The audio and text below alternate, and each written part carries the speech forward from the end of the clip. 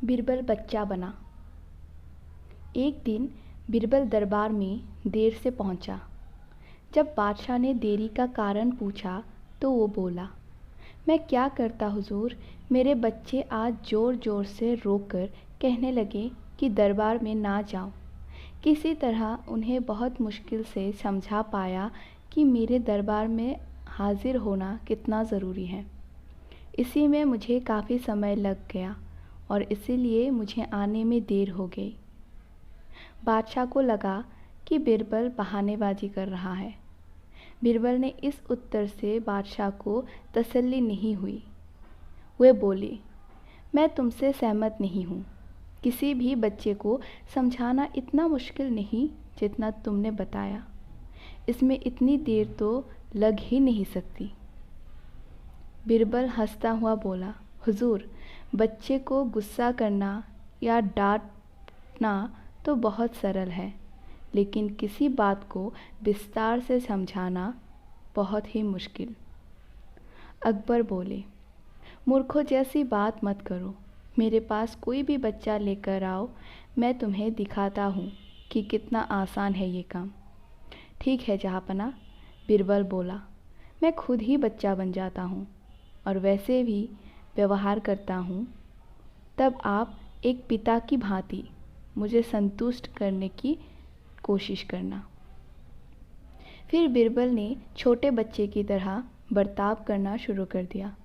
उसने तरह तरह के मुंह बनाकर अकबर को चिढ़ाया और किसी छोटे बच्चे की तरह दरबार में यहाँ वहाँ उछलने कूदने लगा। उसने अपनी पगड़ी ज़मीन पर फेंक दी। फिर वो जाकर अकबर की गोद में बैठ गया और लगा उसकी मूँछों से छेड़छाड़ करने। बादशाह कहते ही रह गए, नहीं नहीं मेरे बच्चे, ऐसे मत करो, तुम तो अच्छे बच्चे हो ना।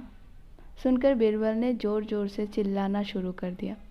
तब अकबर ने कुछ मिठाइयाँ लाने का आदेश दिया, लेकिन बीरबल ज़ोर ज़ोर से चिल्लाता ही रहा। अब बादशाह परेशान हो गए, लेकिन उन्होंने धैर्य बनाए रखा। वो बोले, बेटा खिलौना से खेलोगे? देखो कितने सुंदर खिलौने हैं। बीरबल रोता हुआ बोला, नहीं, मैं तो गन्ना खाऊंगा। अकबर मुस्कुराए और गन्ना लाने का आदेश दिया। थोड़ी ही देर में एक सैनिक कुछ गन्ने लेकर आ गया, लेकिन बीरबल का रोना नहीं थमा। वो बोले, मुझे बड़े गन्ने नहीं चाहिए, छोटे छोटे टुकड़े में कटा हुआ गन्ना दे। अकबर ने एक सैनिक को बुलाकर कहा कि वो एक गन्ने के छोटे छोटे टुकड़े कर दे। ये देखकर बीरबल और ज़ोर से रोता रहा। नहीं, सैनिक गन्ना नहीं काटेगा, आप खुद काटो इसे।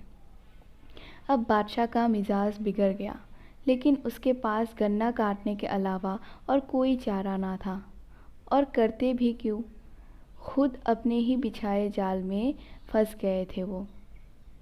गन्ने के टुकड़े करने के बाद उन्हें बीरबल के सामने रखे हुए बोले, लो इसे खा लो बेटा। अब बीरबल ने बच्चे की भांति मचलते हुए कहा, नहीं, मैं तो पूरा गन्ना ही खाऊंगा। बादशाह ने एक साबुत गन्ना उठाया और बीरबल को देते हुए बोला, लो पूरा गन्ना और रोना बंद करो। लेकिन बीरबल रोता हुआ ही बोला, नहीं, मुझे तो इन छोटे टुकड़ों से ही साबुत गन्ना बना कर दो। कैसा अजीब बात करते हो तुम, ये भला कैसे संभव है? बादशाह के स्वर में क्रोध भरा था, लेकिन बीरबल रोता ही रहा। बादशाह का धैर्य चुक गया। बोले, यदि तुमने रोना बंद नहीं किया तो मार पड़ेगी तब। अब बच्चे का अभिनय करता बीरबल उठ खड़ा हुआ और हंसता हुआ बोला, नहीं नहीं, मुझे मत मारो हुजूर। अब आपको पता चला कि बच्चे की बेतुकी ज़िदों को शांत करना कितना मुश्किल काम है।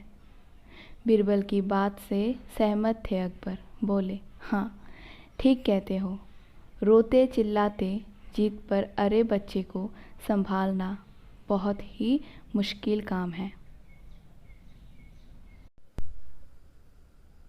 ऊँट की गर्दन। अकबर बीरबल की हाजिर जवाबी के बड़े कायल थे। एक दिन दरबार में खुश होकर उन्होंने बीरबल को